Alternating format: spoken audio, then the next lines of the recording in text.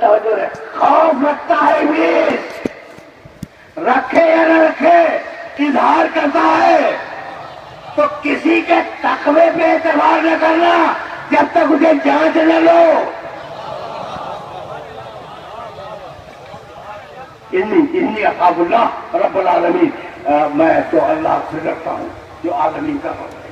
تو ضمانت نہیں لیتا، کافر ہو جائے ضامن میں نہیں ہوں، اب اسے الٹ دو، ہادی وہ جو ہر قدم پر ضمانت لے، ہادی وہ جو ہر قدم پر ضمانت لے۔ ابوبکر بن لبادہ علی کے بہترین شاگرد بیمار ہوئے مرض الموت میں، علی گئے عیادت کے لیے، علی کو دیکھ کے ابوبکر رونے لگے، سننا بھائی اب دیکھو ہادی وہ جو ضمانت لے۔ ابوبکر تمہارے رونے کا سبب کیا ہے؟ علی کے چہرے کو دیکھا رونے لگے، کہا ابوبکر تمہارے رونے کا سبب کیا ہے؟ کہا یا امیر المومنین خوف المسئلہ، کیا ہونے والا ہے کچھ نہیں معلوم، بخشا جاؤں گا نہیں بخشا جاؤں گا۔ یہ تمہارے لیے مقام عبرت ہے، علی کا بہترین ساتھی، علی کے ساتھ رہنے والا، خوف خدا کتنا ہے نہیں معلوم، بخشا جاؤں گا یا نہیں بخشا جاؤں گا۔ علی اپنی کرسی سے اٹھے اور اپنا داہنا ہاتھ ابوبکر کے سینے پر رکھ دیا اور کہا ابوبکر مت گھبراؤ، جب قیامت کا دن ہوگا تو ہم تمہیں بخشوا لیں گے،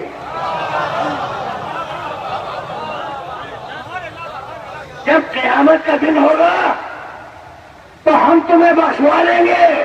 جاؤ، ابن ابی الحدید متدلی میرے فرقے کا عالم نہیں ہے، اس سے یہ جملے لکھے ہیں ان میں دیکھ لینا کہ جب قیامت کا دن ہوگا تو ہم تمہیں بخشوا لیں گے۔ پوری دنیا کی تعریف کرے گا ہے، یہ جملہ کسی نبی نے بھی نہیں کہا۔ میں انبیاء کی بات کیوں کروں، انبیاء کی بات کیوں کروں، اسے کہ تو آئی ہے ہدایت کرنے کے لیے۔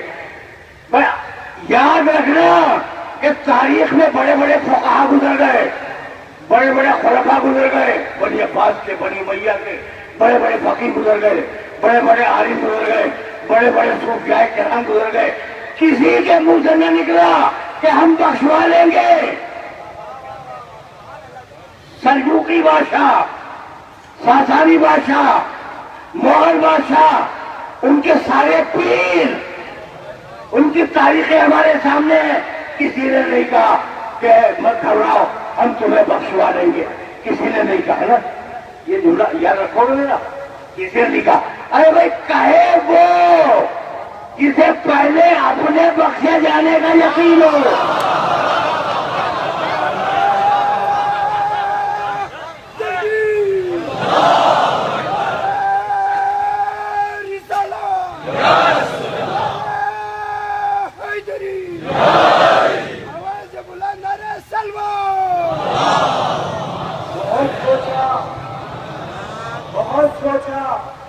بہت سمجھا نہ کچھ اس کے سوا جانے، بہت سوچا بہت سمجھا نہ کچھ اس کے سوا جانے، خدا کیا ہے علی جانے، علی کیا ہے خدا جانے، میں مر جاؤں تو لکھ دینا کفن پر یا علی مولا، میں مر جاؤں تو لکھ دینا کفن پر یا علی مولا، پھر اس کے بعد میں جانوں میرا مشکل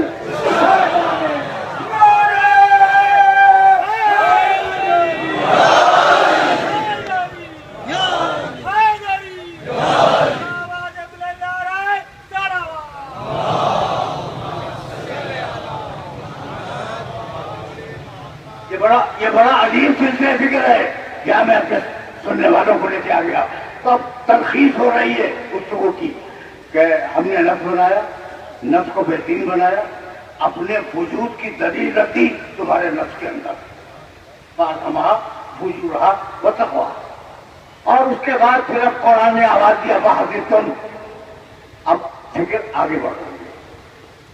شاداب یہ مسلسل خط فکر ہے جو پہلی محرم سے شروع ہے، اور اب ظاہر ہے کہ تدریجاً ہم آگے بڑھ رہے ہیں۔ أَفَحَسِبْتُمْ أَنَّمَا خَلَقْنَاكُمْ عَبَثًا وَأَنَّكُمْ إِلَيْنَا لَا تُرْجَعُونَ، کیا تمہارا گمانے ناقص ہی ہے؟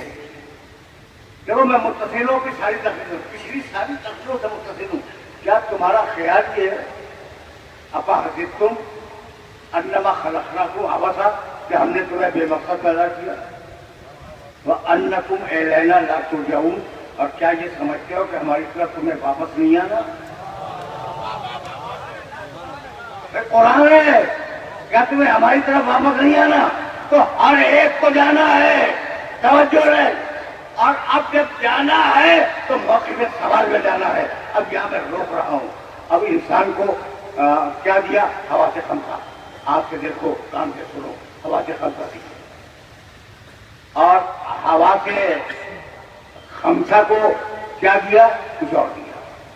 دیکھو اب انسان کو ہوا سے خمسہ دے دی ہے کہ اگر انسان کا جسم بغاوت کرے تو ہوا سے خمسہ اسے کنٹرول کر دے. ہمارا جسم اگر بغاوت کرے تو ہوا سے خمسہ اسے کنٹرول کرے. لیکن اب تم سے سوال کروں گا، اگر ہوا سے خمسہ بغاوت کرے تو اب آپ کا مشورہ کیا؟ آپ کا مشورہ کیا؟ ہم نے کی بات ہے، اگر ہوا سے خمسہ بغاوت کریں تو انہیں عقل کنٹرول کرے گی. جسم کو کنٹرول کریں گے ہوا سے خمسہ، اور ہوا سے خمسہ کو کنٹرول کرے گی عقل. اب میرا سوال رکے گا نہیں. اور اگر عقل بغاوت کرے، اب عقل کی بغاوت کو کنٹرول کرنے کے لیے کوئی نہ کوئی تو چاہیے.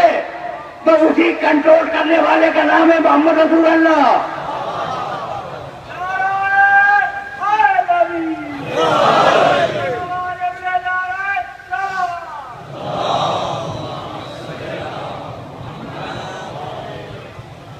اب اسی بغاوت کو کنٹرول کرنے والے کا نام، جب عقل بغاوت کرے تو رسول کے قدموں میں آ جاؤ، اور جب رسول کے قدموں میں آ جاؤ گے بغاوت فروغ ہو جائے گی. اب میں جملہ اپنے سننے والوں کی خدمت میں عرض کروں. بھائی دیکھو، خدا کی قسم، یہ جو جس کا نام ہے ابو لہب، پہچانتے ہو؟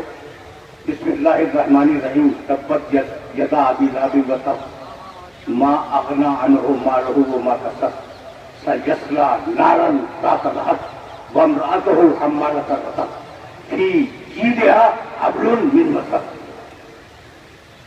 چھوٹا سا سورہ تھا، میں نے پورا سورہ پڑھ دیا. تبت یدا ابی لہب وتب، ٹوٹ جائیں ابو لہب کے دونوں ہاتھ. پوچھنے دے رہا ہے اللہ، پوچھنا سمجھتے بھائی، جس کا بس نہیں چلتا وہ پوچھنے دیتا ہے. اور اللہ تو علی کل شیء قدیر ہے.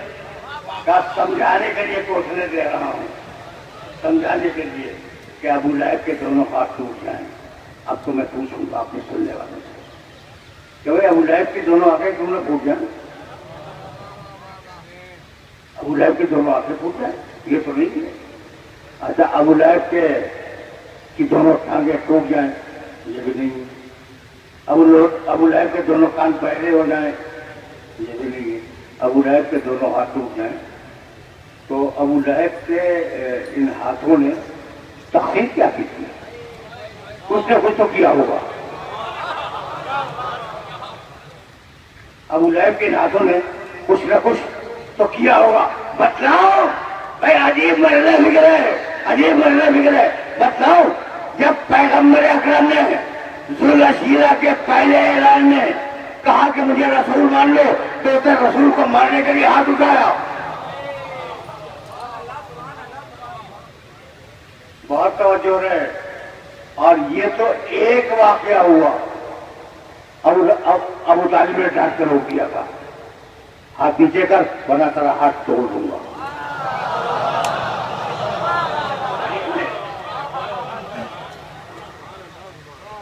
اب سگا چچا وہ بھی ہے، ایک ماں باپ سے عبداللہ، ابو طالب اور ابو لہب، ٹھیک ہے. سگا چچا یہ بھی ہے. اب یہ دو سگے چچا سامنے آ گئے تمہارے.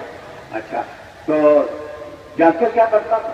جب پیغمبر اکرم حج کے موقع پر، جاہلیت کا حج، تبلیغ وحدانیت کے لیے مکے کی گلیوں سے گزرتے تھے تو تو ابو لہب چھولیوں میں پتھر رکھ کر پیچھے چلتا تھا رسول کے اور ان کی پنڈلیوں کو مارتا تھا تاکہ اتنی زخمی ہو جائیں کہ رسول تبلیغ کے لیے دوسرے دن نہ نکل سکے.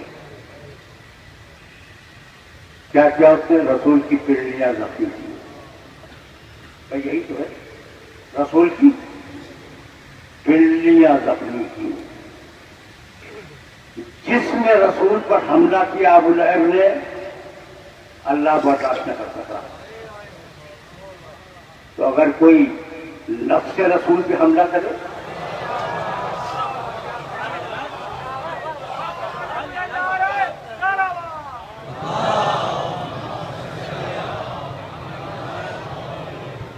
میں اور واضح کر دوں، یہ جملہ آپ کو ہدیہ کر دوں کہ خونی رشتے والا سگا بھائی عبداللہ کا، سگا چچا محمد رسول اللہ کا، بھائی جب خونی محمد سے جھگڑا کر کے خونی رشتے والا نہ بچا تو رشتہ جوڑنے والے کیسے بچ جائیں گے؟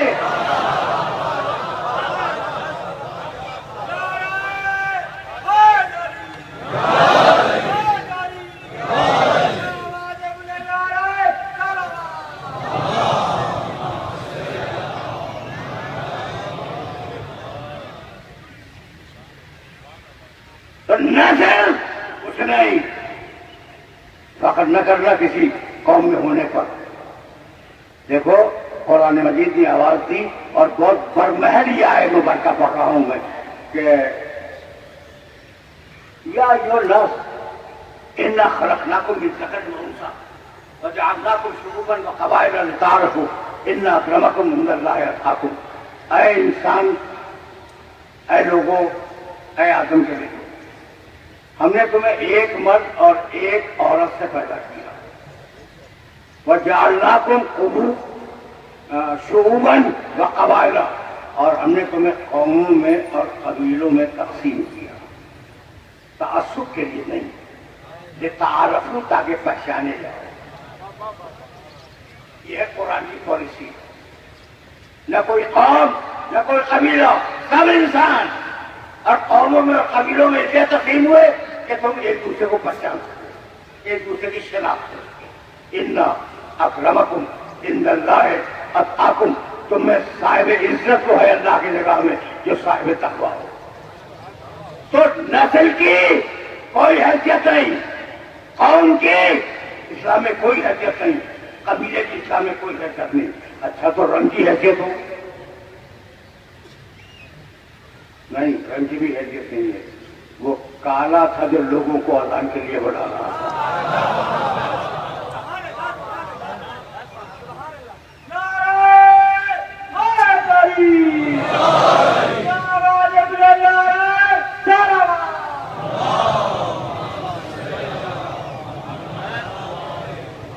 حضرت بلال رضی اللہ تعالیٰ عنہ سارے تھے. اور اگر میں یہ جملہ کہوں تو برا نہ ماننا، چونکہ تاریخ میں لکھا ہے کہ چہرے سے بدبو آتی تھی، جسم سے بدبو آتی تھی. رنگ کالا، جسم سے بدبو آ رہی ہے. اور جب کہتا ہے اشہد ان لا الہ الا اللہ تو اس کا زبان سے کہتا ہے اشہد ان لا الہ الا اللہ. یہ عجیب بات ہے نا. اور وہ ہے رسول کا معجزہ. میں کوئی گورا عرب اٹھتا اور کہتا کہ یا رسول اللہ یہ کس کالے کو آپ نے ہم پر مسلط کر دیا.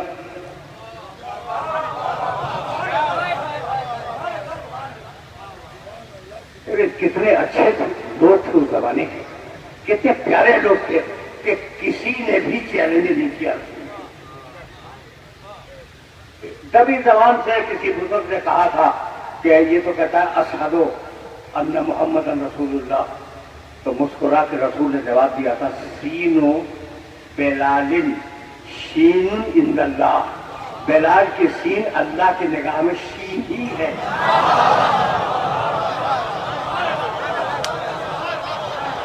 نعرہ حیدری، حیدری، آواز بلند نعرہ صلوات.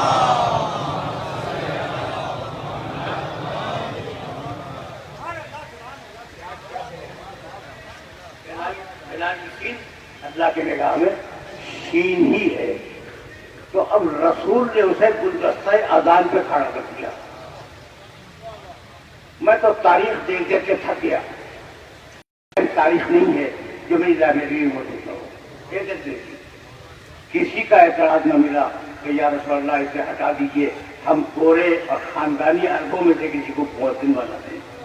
اس لیے کہ اتنے شریف لوگ تھے کہ وہ جانتے تھے کہ جسے رسول گلدستہ اذان پہ کھڑا کر دے, جسے رسول گلدستہ اذان پہ کھڑا کر دے اسے کوئی اتار نہیں سکتا. تو جسے رسول گلدستہ اذان پہ کھڑا کر دے اسے تو اتار نہ سکو, اور جسے رسول ممبر کے خطیب پہ بٹھا کے جائے. جنت کے اندر, جنت کے اندر, جنت کے اندر جوار سے بولو, جوار سے بولو, جوار سے بولو, جوار سے بولو, دل کے بولو. جنت کے اندر, جنت کے اندر نعرہ حیدری, حیدری, حیدری, حیدری.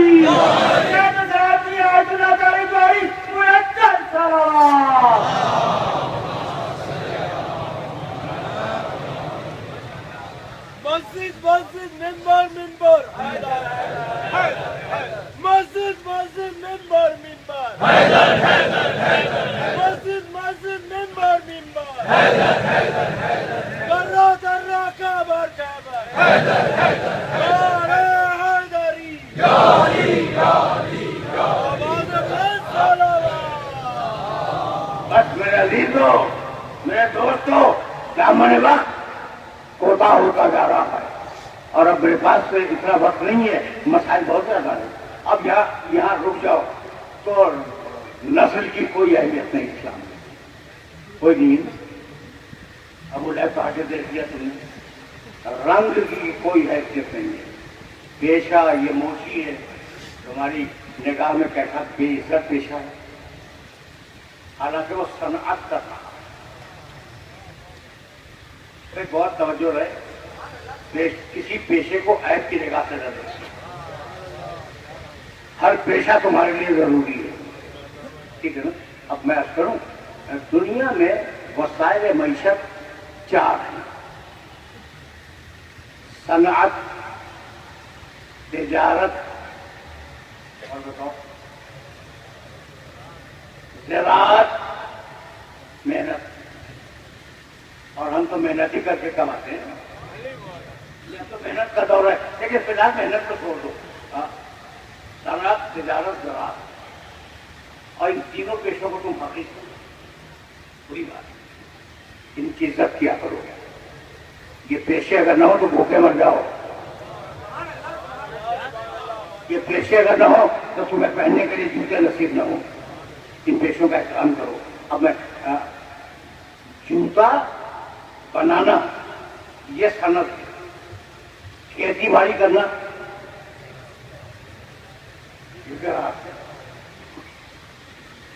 خرید و فروخت کرنا یہ تجارت ہے.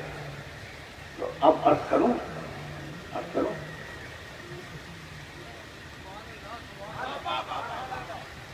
خدا کی قسم سننا تھوڑا سا وقت میرے پاس ہے, بہت مختصر وقت ہے لیکن تھوڑا سا وقت تو ہے.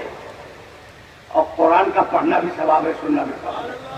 وَعَلَّمْنَاهُ, آیت سنو قرآن کی, عَلَّمْنَاهُ صَنَعَةَ لَبُوسٍ لَكُمْ. یہ جو داؤد کو ہم نے زرہ سازی کی صنعت سکھلائی وہ ہم نے سکھلائی تھی, کسی اور نے نہیں.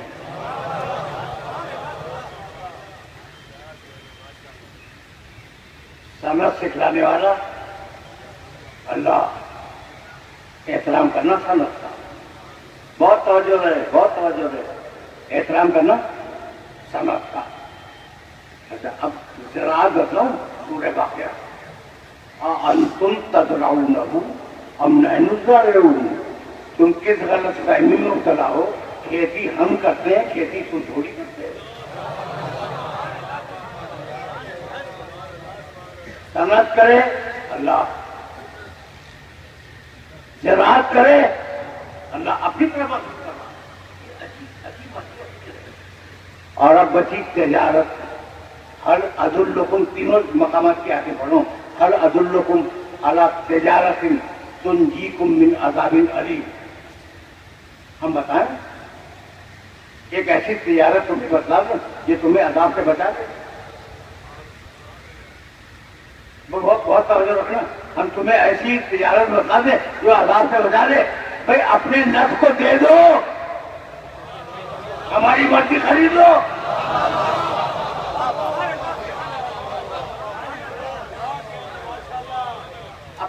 اپنے نفس کو دے دو ہماری مرضی خرید لو اب کیسے یہ ممکن ہے بھائی صنعت اس کی اہمیت تم نے دیکھی زراعت تم نے اس کی اہمیت دیکھی آگے میں نے پڑھی ہے تجارت تم نے اس کی اہمیت دیکھی لیکن میں نے علی کے کردار میں دیکھا رسول کی جوتی ٹانگتے ہوئے صنعت کی رسول کی جوتی ٹانگتے ہوئے صنعت کی یہودی کے باغ میں پانی دیتے ہوئے زراعت کی میں تمار کی دکان پر خورما بیچتے ہوئے تجارت کی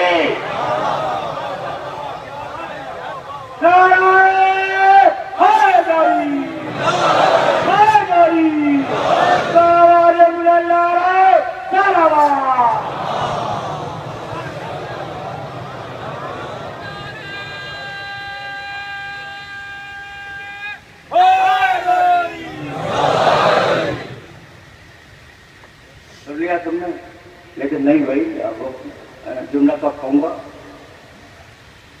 آج میں ڈفرینٹ فارم میں بول رہا ہوں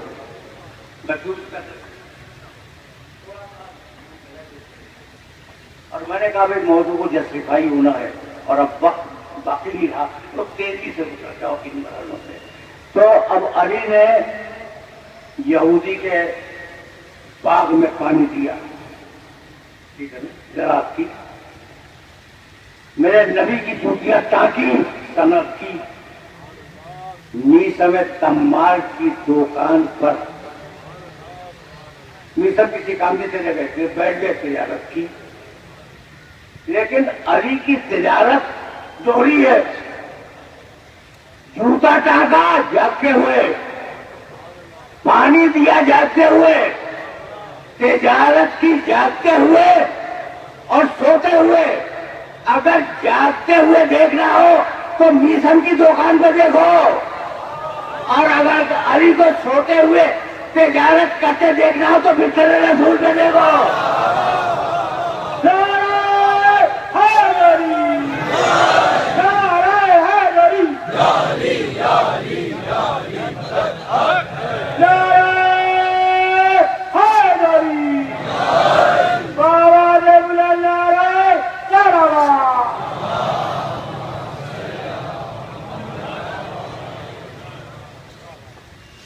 یا بھائی اب یہ جملہ اب میں بہت پچھلی پرانی تقریر سے متصل ہو رہا ہوں اس مقام کے اوپر میں سویا تھا نا اور کچھ علی نے بستر پر کوئی تجارت کی تھی سوتے ہوئے اور اس آیت تک میں آ گیا کہنے لگے رسول کہ مجھ پر وحی آئی ہے کہ آج کی رات سارے کفار عرب مل کر میرے اوپر حملہ کریں گے اور ہر قبیلے کا ایک آدمی تلوار مارے گا تاکہ ایک قبیلے پہ الزام نہ آئے تو میں ہجرت کر رہا ہوں ایکم بھی ابھی تو اعلیٰ فراشی تم میں سے ہے کوئی آج کی رات میرے بستر پہ سو جانے والا سب سے کہا اچھا اب جو بھی نتیجہ نکلا ہو جواب جب نہ ملا تو میرے نبی نے علی کو دیکھا علی کچھ کہنے کے لیے بےتاب تھے کہا یا علی کیا کہنا چاہتے ہو ہاتھ جوڑے کہا یا رسول اللہ اگر میں آپ کے بستر پہ سو جاؤں تو کیا آپ کی جان بچ جائے گی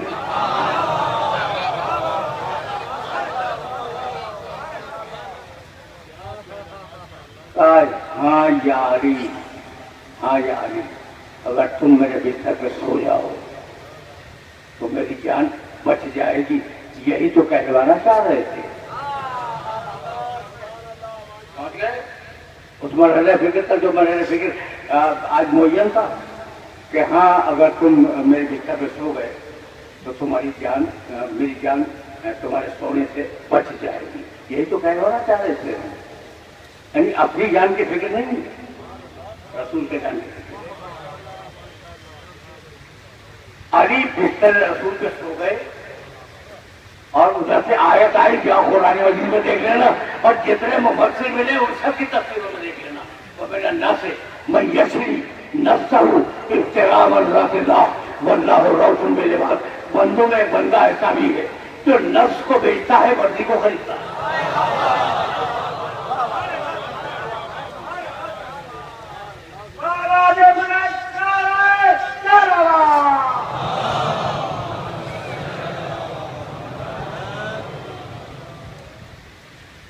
تم نے سن لیا, لیکن ابھی میرے پاس 10 دقیقے ہیں اور انہی دقیقوں میں فضائل اور مسائل دونوں ہونے. اب تمہاری جان ابھی نہیں چھوڑوں گا بھائی, توجہ رہے سننے. ایک آیت سنی ہوگی اور اس آیت سے بڑے مانوس بھی ہو. قل جاء الحق وزهق الباطل ان الباطل کان زهوقا. کہہ دو کہ حق آ گیا, باطل بھاگ گیا. اور باطل کا تو مزاج ہی یہ ہے کہ جہاں جائے وہاں سے بھاگ جائے.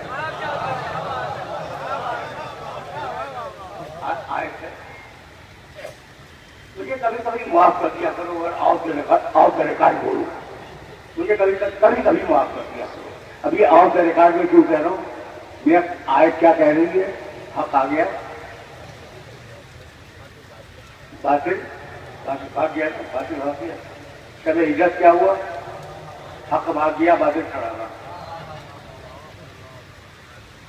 خندق خندق خیبر خیبر. یہ تو پریشانی کا مرحلہ تھا. یہاں خندق کہاں سے آ گیا؟ میں نے تو تمہیں پتا کر دیا کہ پیغمبر اکرم آیت لے کے آئے کہ حق آ گیا, حق آ گیا, باطل بھاگ گیا. اور ہم نے شب ہجرت دیکھا کہ حق اندھیری راہ سے نکل گیا اور باطل رات بھر کھڑا رہا. تو یہ ہجرت ہے یا فرار؟ تو اب جملہ سننا اور اس جملے کی قدر کرنا. اگر جانے والا حق اپنے بعد والے حق کو اپنے بستر پہ سلا کے نہ جاتا تو ہجرت ہوتی, فرار ہوتا.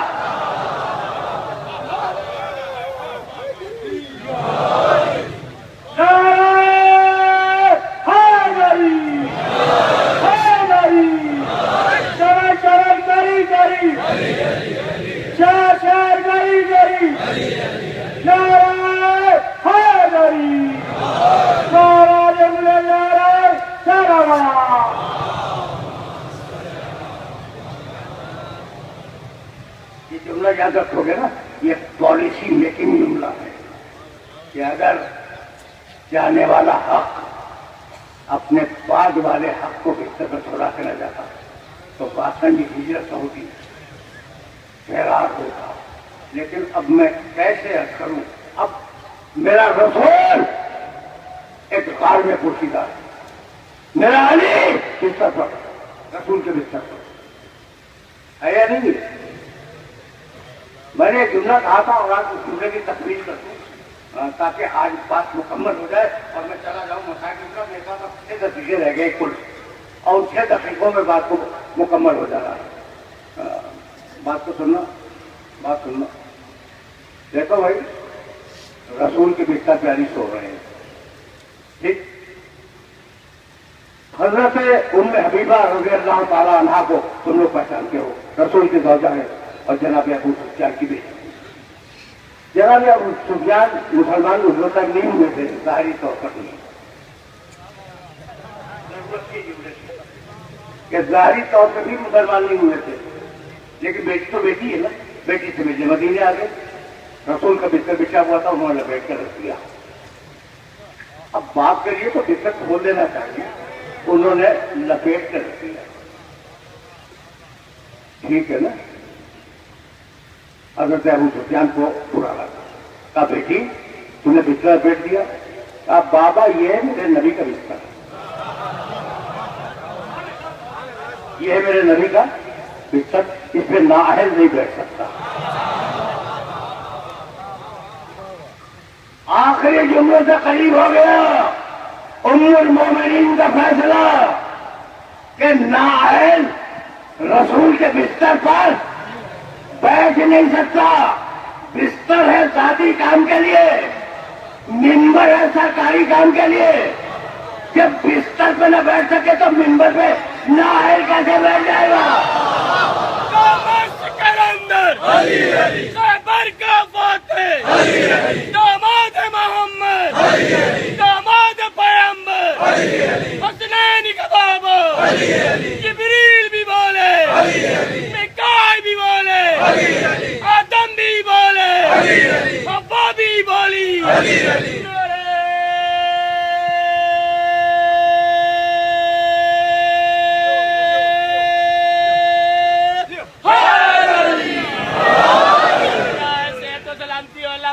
بلندر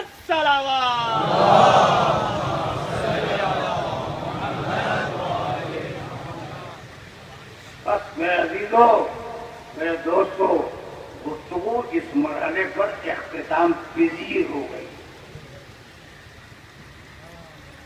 میں نے کیا کہا کہ جب نااہل بستر پر نہ بیٹھ سکے تو رسول کے معین کردہ ممبر پر نااہل کیسے بیٹھے گا؟ یہی تو پالیسی تھی, اور یہی جملہ حسن ابن علی نے کہا تھا جب کوئی بیٹھا تھا. تو حسن ابن علی نے کہا کہ یہ میرے باپ کا ممبر ہے, اس ممبر سے تم اٹھا رہا ہوں. اسی حسن کے بیٹے کا نام ہے قاسم.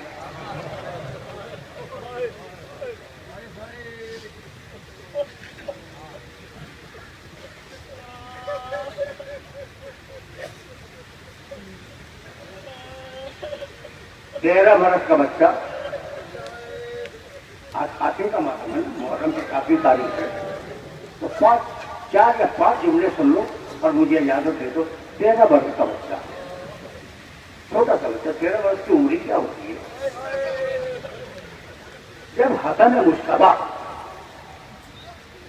امام حسن علیہ السلام دنیا سے جا رہے تھے تو قاسم جھولے میں تھے.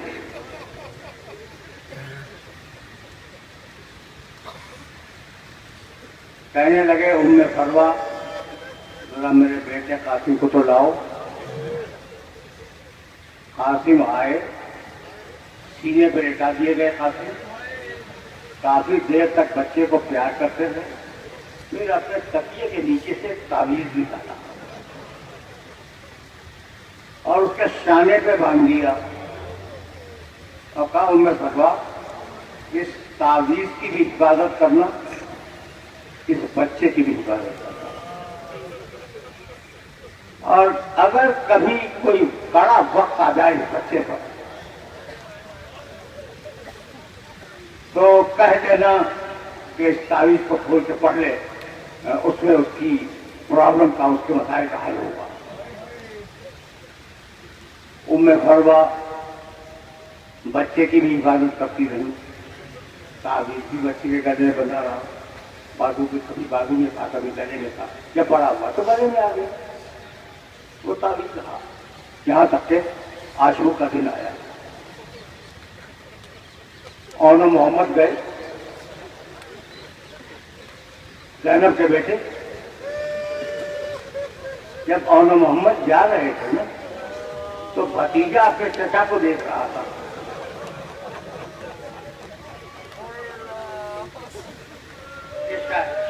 شاید مجھے اجازت مل جائے. چلے گئے اون محمد, ان کے لاشیں بھی آ گئے.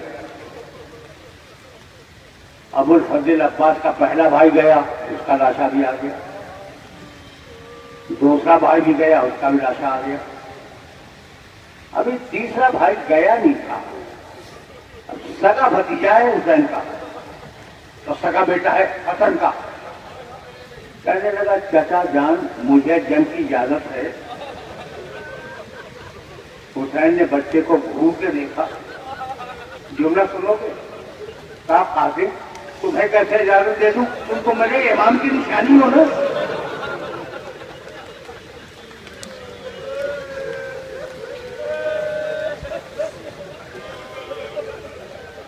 قاسم میں تمہیں کیسے اجازت دے دوں؟ تم تو میرے امام کی نشانی ہو. بچے کو اجازت نہیں ہوئی. عباس کے سارے بھائی شہید ہوئے.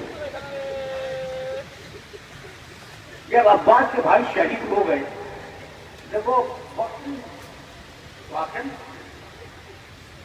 جب عباس کے بھائی شہید ہو گئے اب اذان مغرب سے متصل ہونے والے ہیں تو 2 دقیقے محترم مؤذن سے بس کچھ کا لیکن ایک جملہ کہہ کے میں آگے بڑھوں گا.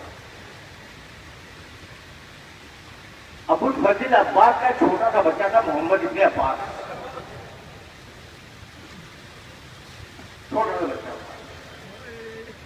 جب عباس کے بھائی شہید ہو گئے محمد ابن عباس کو لائے عباس اور کہا مولا ایسے جنگ کی اجازت. حسین تڑپ رونے لگے. کہا عباس کب تک میں دیکھوں کہ ام البنین کی کمائی ہوئی ہوتی.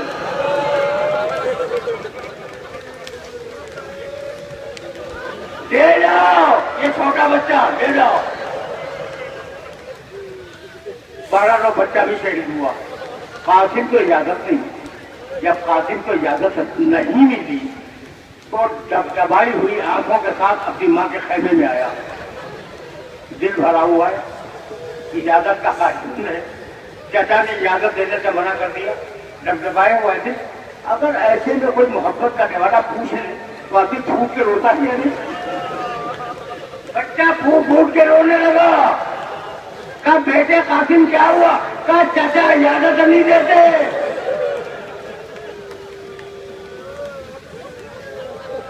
کہا میں مت گھبراؤ میں تمہیں اجازت دلواؤں گی. شہزادی عمر فروا نے برقع اڑا خیمے سے باہر.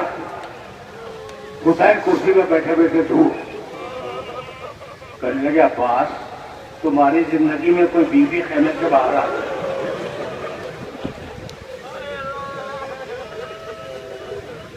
دوڑ کے دیکھو. اب دوڑتے سے واپس آئے کہ پسند رسول بھاوا جا رہی ہے. حسن کی بیوہ آئی. کہا حسین میں تمہارے بڑے بھائی کی نشانی ہوں. حسین میں نے زندگی میں تم سے کبھی کچھ نہیں مانگا. آج مانگنے آئی ہوں میرے بچے کو جنگ کی اجازت دو. ایک لفظ مقصد میں کیا کروں؟ میں تو تاریخ پڑھ رہا ہوں. میرے بچے کو جنگ کی اجازت دے دو. حسین نے نہ ہاں کہا نہ کہا. سر جھکائے بیٹھے گئے. جملہ کرو. اتنے میں بچے کو خیال آیا آخری کہ میرے بابا نے وصیت کی تھی کہ اگر کوئی مشکل وقت آ جائے تو تعویذ کو نکال کے پڑھنا. خیمے سے باہر نکلا. دوڑتا ہوا سرکنڈوں کی جھاڑی کے پیچھے گیا. وہاں خط کھولا تو اس میں لکھا ہوا تھا بسم اللہ الرحمن الرحیم. یہ خط ہے حسین ابن علی کی طرف سے اس کے بیٹے قاسم ابن حسن کے نام. بیٹا ایک دن وہ آئے گا جب زمانہ حسین کا دشمن ہو جائے گا تو بیٹا تو میری جان ہے. حسین فاطمہ زہرا کی جان ہے. اپنی جان کو فاطمہ زہرا کی جان پہ نثار کر لینا. بچہ دوڑتا ہوا آیا اور آ کے چچا کی گود میں گر گیا. کہا چچا آپ کو آپ اجازت دیں گے نا؟ یہ میرے بابا کا خط پڑھ لیجیے.